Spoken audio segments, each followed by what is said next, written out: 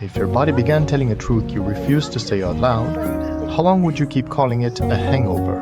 Samantha spends this entire film insisting she's merely sick. Welcome back to the channel. Please like and subscribe before we start, it really helps. Today we are recapping Contracted, the 2013 body horror film from director Eric England. The film opens in a morgue at night. A man pays for unsupervised minutes with a corpse and leaves carrying something that should never have left that room. Samantha is a young woman in recovery, living with her strict mother. She grows orchids, waits tables, and is trying to rebuild a life that already collapsed once. Her girlfriend Nikki has gone cold, ignoring calls. Samantha leaves a hopeful voicemail and goes alone to a house party thrown by her friend Alice. Inside, she is surrounded by half-strangers. Riley, a shy regular from a restaurant, clearly likes her. A dealer named Zane offers a bone, and she refuses. Alice pushes 4 shots on her at once and humiliates Riley in front of the room. Samantha is fighting to stay sober, and her best friend is not helping. By 2 in the morning, Nikki still has not appeared. Samantha leaves another voicemail, admits she cannot stop thinking about her, and says she loves her. Then a stranger hands her a drink she never ordered. She cannot remember holding it, or the last few minutes. He says she simply looked interesting. Let me be blunt. What follows is not a one-night stand. That drink was spiked, and nothing Samantha did that night makes any of it her fault. In his car she goes limp. She says stop, then please, and he ignores her. She wakes at home the next day with the night in fragments.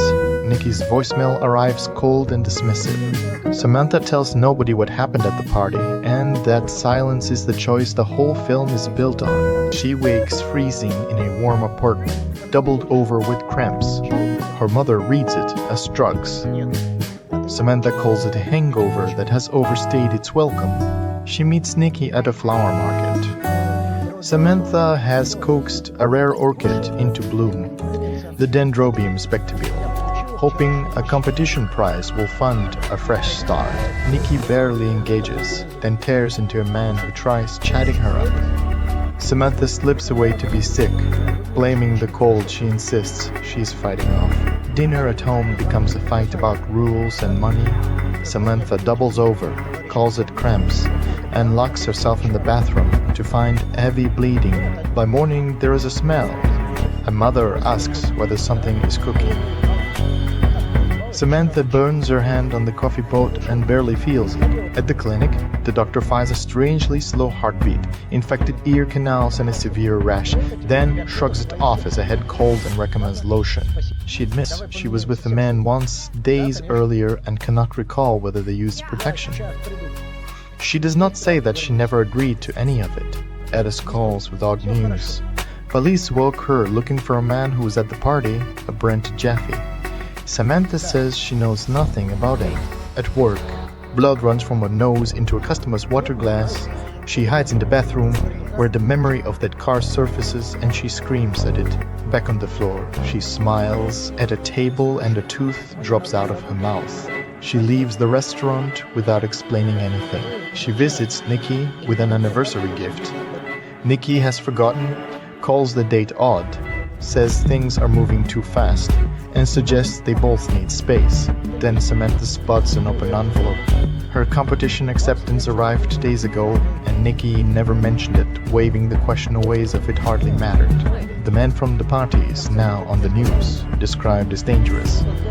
Alice takes one look at Samantha's clouded, bloodshot eye and tells her to see someone. This is where the film really works for me. Everyone reads Samantha as a relapsing addict. So every genuine symptom gets filed away as another convenient line. In the shower, her hair comes out in handfuls and a fingernail lifts away. She insists there is no hot water, while her mother stands in visible steam. Her mother finds the hair and demands to know what she has done to herself. Samantha has no answer, because she still will not name that night.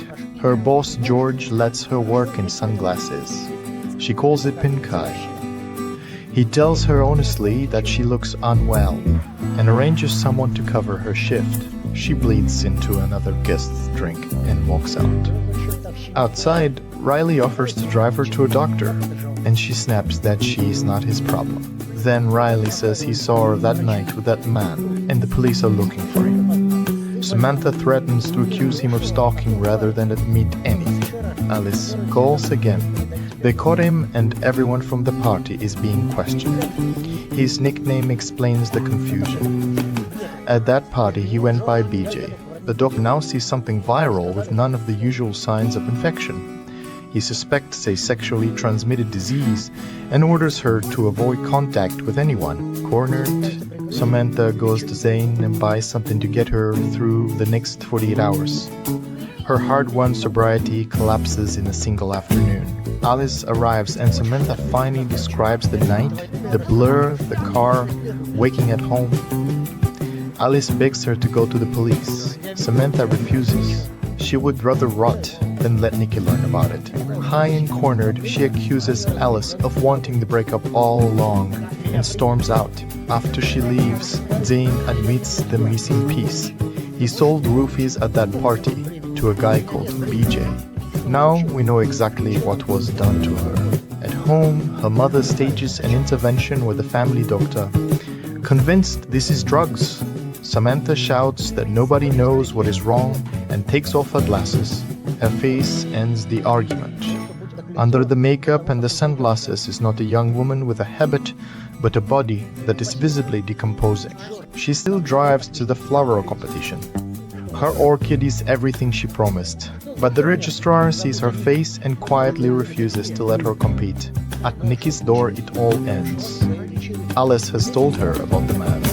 Nikki calls her a confused girl in a face and says she has run her course. Samantha begs, then screams that she loves her and gets nothing. Every relationship she protected by lying has now been destroyed by the lie itself. She drives to Alice's and demands to know why she talked. Alice fires back that she is out of control, needs help, and looks like death. The fight turns physical. Alice finally sees her face, panics, and reaches for the phone. Samantha stops her and keeps stopping her until Alice is dead. Then she does something worse. She calls Riley, the one person still gentle with her, and asks him to come over because she needs someone to talk to. Riley arrives. Alice's body is in the back room. Samantha says he's going through changes, then asks him to sleep with her, unprotected, insisting he is fine. Partway through, he recoils. Something is moving inside her. Larvae spill out, he runs, and the infection now has a second living host loose in the city. For me, this is the film's cruelest turn. Samantha, who was drugged and violated, ends up taking consent away from the only person who was kind to her. She calls her mother, says she just wants to come home, and admits something is wrong with her. Then the memory hits, and she crashes the car. She climbs out of the wreck. Paramedics back away, police draw their weapons, and her mother screams at them not to shoot because that thing is her daughter. The final image is Samantha fully turned, eyes blank, teeth bared, staggering toward the people trying to help her. The film ends on patient zero. Here is my verdict. The film works, and it works despite an obviously small budget. The makeup is upsetting, but the real horror is being disbelieved by everyone you love. The body horror is denial made visible. She hides an assault out of shame, and the secret literally eats her. Do you read it differently? Tell me in the comments. Thank you for watching to the end. If you enjoyed this recap, drop a like, subscribe for more, and I will see you in the next video.